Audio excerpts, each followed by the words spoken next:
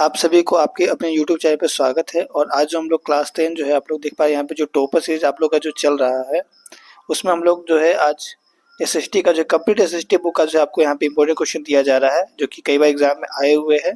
और ये very short type question answer है, मतलब 2 मार्क्स के एग्जाम में आने वाले क्वेश्चन। और ये आपका पार्ट 3 वीडियो है। अगर आप लोग ने पार्ट 1 पार्ट 2 को नहीं देखा तो उसको देख लीजिए, क्योंकि एग्जाम में जो क्वेश्चन है आप लोग का यही से बनने वाला है ना। तो चलिए हम लोग देखते हैं। सबसे पहला जो हमारा, चूंकि आपको पार्ट 1 और पार्ट 2 में जो है आप लोगों को 23 तक क्वेश्चन करवा दिया गया है, तो हम लोग जो यहाँ पे 24 से देखने वाले हैं ना। तो देखिए सबसे पहला क्वेश्चन क्या है हमारा, वैश्वीकरण से आप क्या समझते हैं। तो इसका उत्तर आप लोग लिखेंगे, विश्व के विभिन्न देशों के बीच अर्थव्यवस्था के परस्पर जुड़ाव को वैश्वीकरण कहते हैं।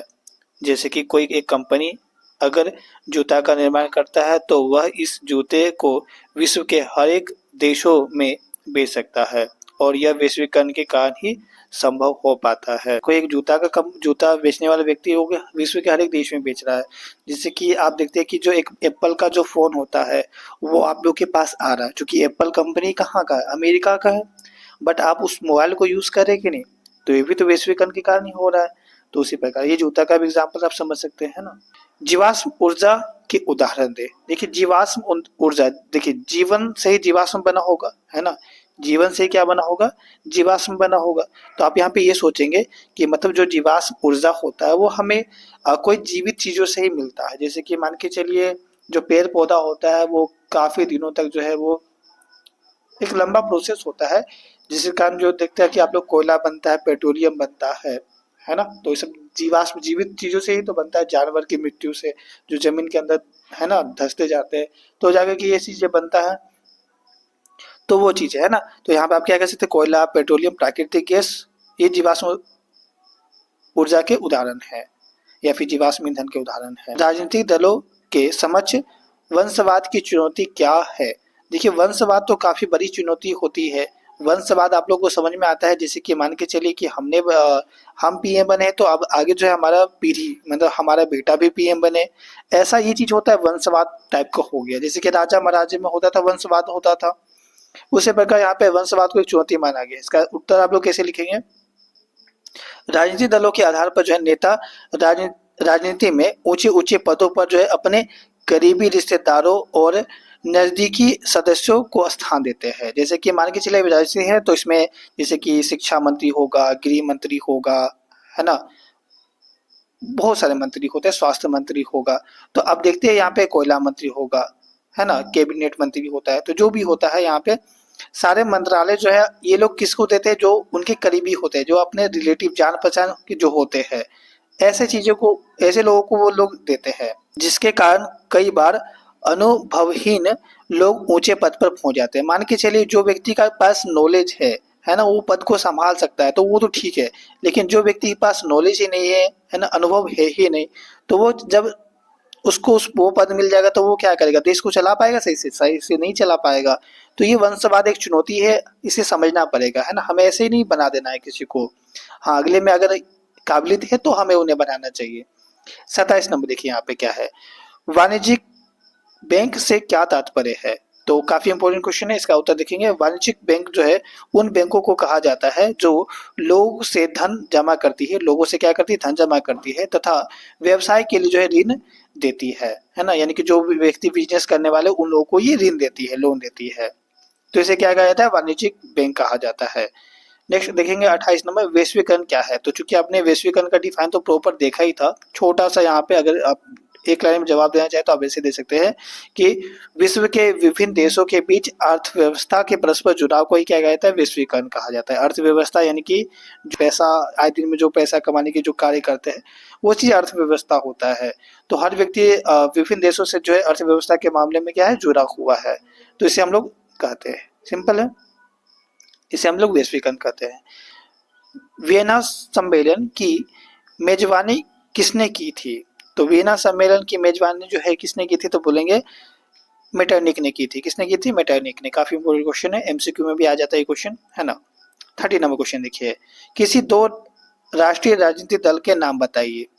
तो 2 मार्क्स का क्वेश्चन में ऐसा आ सकता है, तो आप लोग दो दल के नाम बता दीजिए, 2 पार्टी के नाम।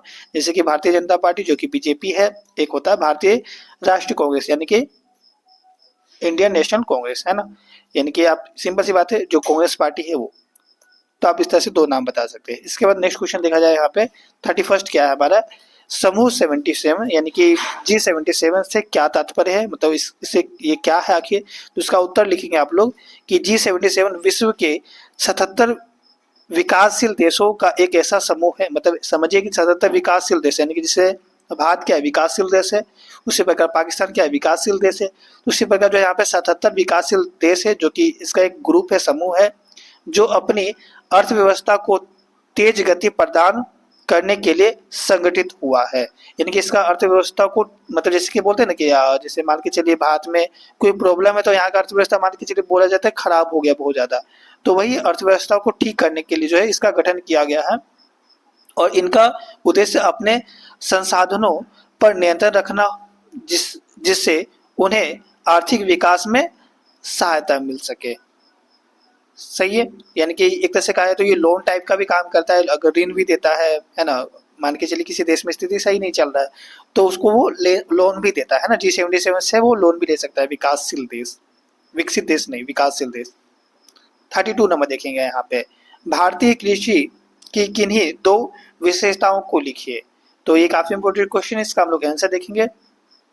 तो भारतीय कृषि की दो विशेषता निम्नलिखित है, जैसे कि पहला हो गया मानसून पर निर्भरता। यहाँ पे इसका उत्तर लिखेंगे आप लोग, मानसून पर निर्भरता इसको समझाइएगा कैसे।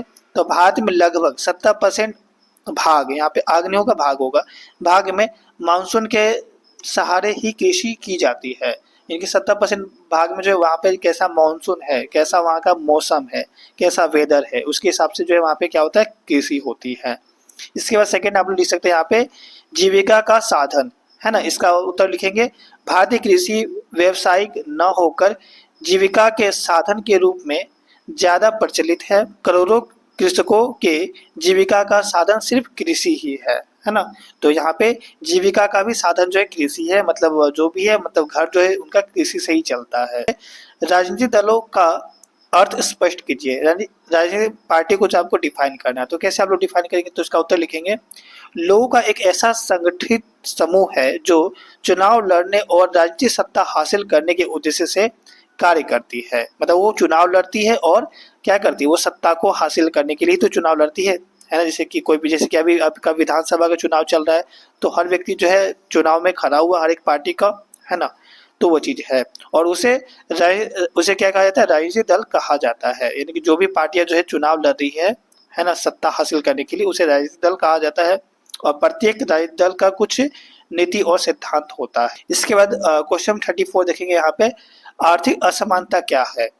ये काफी इंपोर्टेंट क्वेश्चन, इसका उत्तर लिखेंगे आर्थिक असमानता समाज में विभिन्न समूहों के बीच आय का असमान वितरण है, और यह दुनिया भर के लगभग सभी देशों में एक चिंता का विषय है। यानी कि किसी के पास ज्यादा पैसा है, किसी के पास कम है, तो वो चीज है आर्थिक असमानता।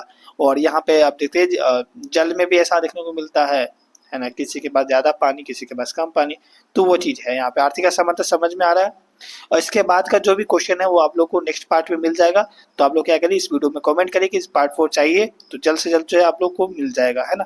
तो आप लोग कमेंट करिए पार्ट 4 के लिए। तो तब तक के लिए जय हिंद, जय भारत।